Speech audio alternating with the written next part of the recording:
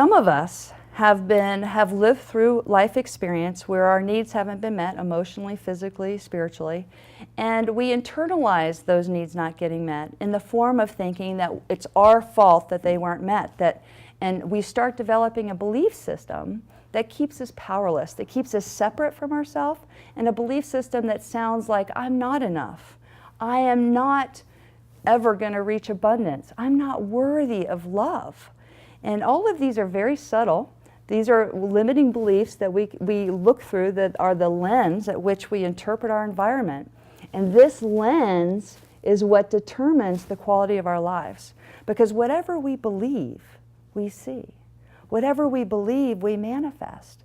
So if I have not healed or released these limiting beliefs that keep me playing small, that keep me powerless, then I'm going to continue to live a life of suffering. And it's time to stop suffering. We are learning how to become more human, that is filled with love and compassion and peace, that's from the inside out, that isn't dependent on other people, that our happiness is not dependent on the behaviors of other people, that we're actually generating this source of empowerment from the inside out. And that is what healing and empowerment is all about, that I am self-sustaining. One of the most common fears that I notice with my clients is the question of, who am I without this pain? A part of them wants to be freed from the pain that they're holding from their past. And another part of them has actually identified with this pain as part of their identity. And it's a very, very good question, because if we say that I am my addiction, or I am my war combat trauma, or I am my sexual abuse, then whenever we start to go through a healing process, I'm filled with fear because I don't want to give up a part of who I say I am. So that's part of the false self, because I'm not those events. And so what is amazing to realize is that as though that pain is released, our true self starts to emerge and fill our heart and our minds with who exactly we are in this world. That is the I am that healing and empowerment is about at this day and age. It is no longer identifying with the victim experiences that we've had in the past and moving into our true self. So who do we say we are? I really believe in the true essence of each human being. I believe we are born perfect. I believe we are born beautiful. I believe that our natural state is love, compassion, forgiveness.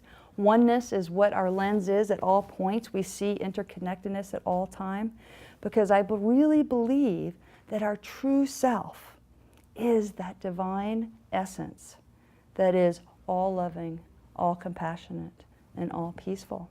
I've experienced through the techniques that I use in therapy that what we're doing is releasing stored pain, limiting beliefs in the body. We're actually releasing them, because we're a stuffed society. I mean, let's face it.